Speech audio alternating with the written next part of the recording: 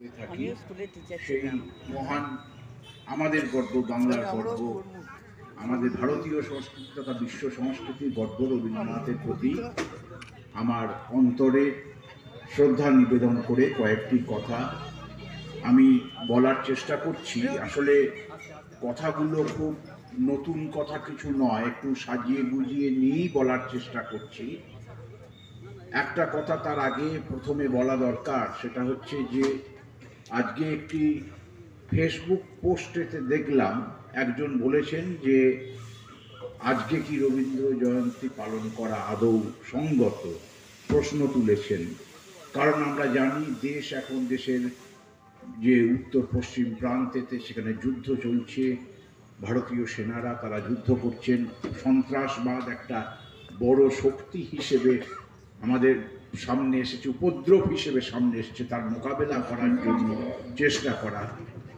এই পরিস্থিতিতে রবীন্দ্র জয়ন্তী পালন করা সঙ্গত কি না, এই প্রশ্ন কেউ কেউ করেছেন। আমাদের প্রথমেই সবিনয় যে কথাটা বলা দরকার যে না, আমাদের যখনই সংকট, যখনই সংশয়, যখনই দেশ এরকম একটা টালমাটাল অবস্থার মধ্যে পড়বে, তখন আমরা আড়ম্বর না করতে পারি, কিন্তু আলোচনার মাধ্যমেতে রবীন্দ্রনাথ আমাদের উজ্জ্বল উত্তরাধিকার, তার কাছ থেকে তার চিন্তা ভাবনার মধ্যেতে যা মণিমাণিক্য আছে সেগুলোকে সঞ্চয় করে বর্তমান সংকটেতে পথ খোঁজার চেষ্টা আমাদের করতে হবে। তাই রবীন্দ্র জয়ন্তী উদযাপন সেটা অসঙ্গত কোনোভাবেই নয়, তবে আমরা কতটা সেটা করতে সক্ষম হব সেটা আমাদের যে চিন্তা ভাবনা এবং হচ্ছে আমাদের যে আলোচনার জ্ঞানের পরিধি থেকেই সেটা খুঁজে বার করতে হবে। আমি আজকে যে বিষয়টা রাখবার চেষ্টা করব এখানে, সেটা একটু চেনা রবীন্দ্রনাথের থেকে একটু আলাদা, আবার সবটাই নতুন কথা কিছু নয়। আমরা রবীন্দ্রনাথ বলতে জানি সচরাচর, আমরা ছোটবেলা থেকে জানি, আমরা মানে আজকের প্রজন্মের কথা বলছি না, আমরা ছোটবেলা থেকে আমরা যখন পড়াশোনা করেছি আমাদের কাছে যেভাবে রবীন্দ্রনাথ উপস্থাপিত হয়েছিলেন, আমাদের মাস্টারমশাইরা ছিলেন রোম্যান্টিক কবি।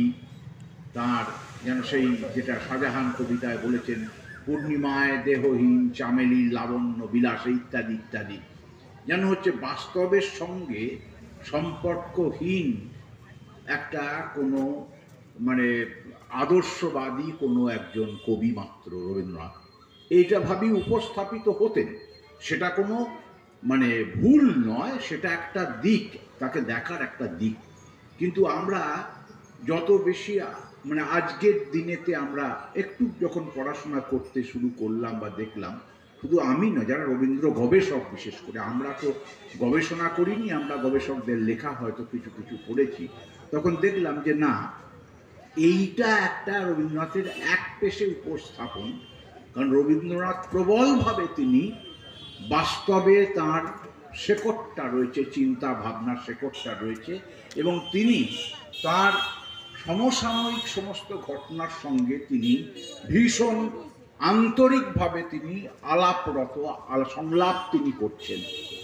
এটা বলা হয়তো একটু বেশি কথা বলা হয়ে যাবে, কিন্তু তবু আমরা যদি খুব পরিধিটাকে ছোট করে নিয়ে আমরা ভাবার চেষ্টা করি যে 1861 থেকে 1941 এই যে দীর্ঘ 80 বছরের রবীন্দ্রনাথের জীবন, এই জীবনের মধ্যে যে আমরা দেখতে পাচ্ছি সেই সব, তার মানে তিনি গত মানে ঊনবিংশ শতকের শেষ 4 দশক এবং বিংশ শতকের প্রথম 4 দশক তিনি জীবিত ছিলেন।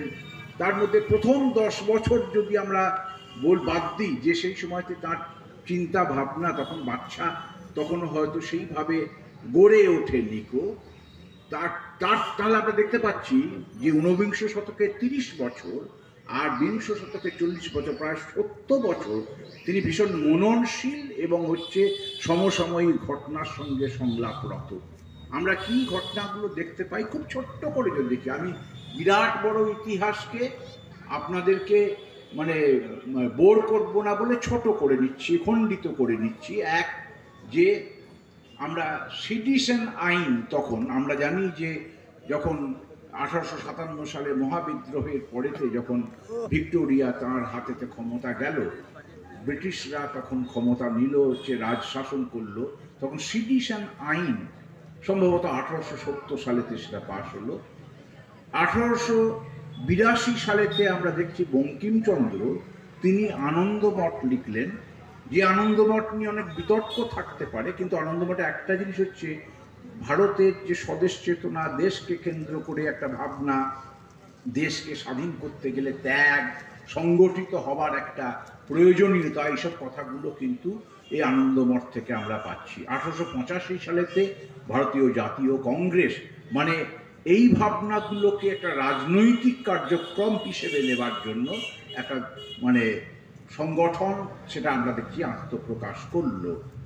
আমরা আরও যদি একটু এগিয়ে যাই, আমরা দেখতে পারবো যে 1905 সাল, আমরা জানি বঙ্গভঙ্গের যে ব্যাপার, যেটা হচ্ছে মানে মানে বাংলাকে ভাঙার চক্রান্ত, তার বিরুদ্ধে রবীন্দ্রনাথ 1919 সালেতে জালিয়ানওয়ালাবাগ, 1931 সালেতে রবীন্দ্রনাথ তিনি প্রতিবাদ করছেন বিভিন্ন ঘটনা। তার মধ্যে 1930 সালেতে হয়ে গেছে আপনার চট্টগ্রাম অস্ত্রাগার লুণ্ঠন, 1914 সালেতে প্রথম বিশ্বযুদ্ধ, 1939 সালেতে দ্বিতীয় বিশ্বযুদ্ধ শুরু হয়েছে, দ্বিতীয় বিশ্বযুদ্ধ শেষ, রবীন্দ্রনাথ দেখে যেতে পারেননি, 1941 সালেতে তিনি প্রয়াত হয়েছেন।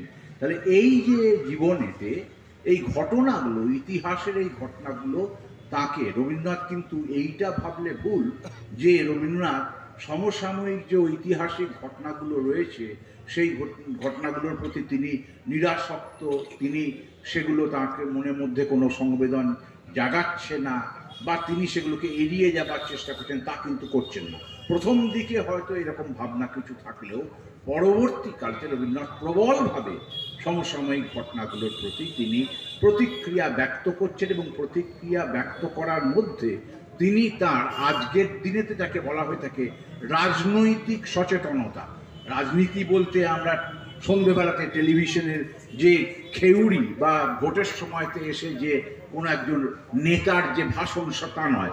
রাজনীতি মানে যদি সমাজকে বিশ্লেষণ করা, সমাজের গতিমুখ কোন দিকে যাবে সেই নিয়ে চিন্তা ভাবনা করা যদি হয়, তাহলে সেই রাজনৈতিক চেতনা প্রবলভাবে আমরা রবীন্দ্রনাথের মধ্যে দেখতে পাচ্ছি। কেন না, 1898 সালেতে তিনি ওই সিডিশন আইন তার সমালোচনা করে, যেটা আমাদের কণ্ঠরোধ করবার চেষ্টা করছে, তার বিরুদ্ধে তিনি কণ্ঠরোধ নামে তিনি লেখা লিখছেন। 1905 সালে আমরা জানি বঙ্গভঙ্গ বিরোধী যে আন্দোলনকে রবীন্দ্রনাথের কি বড় ভূমিকা তিনি পালন করেছেন, সেই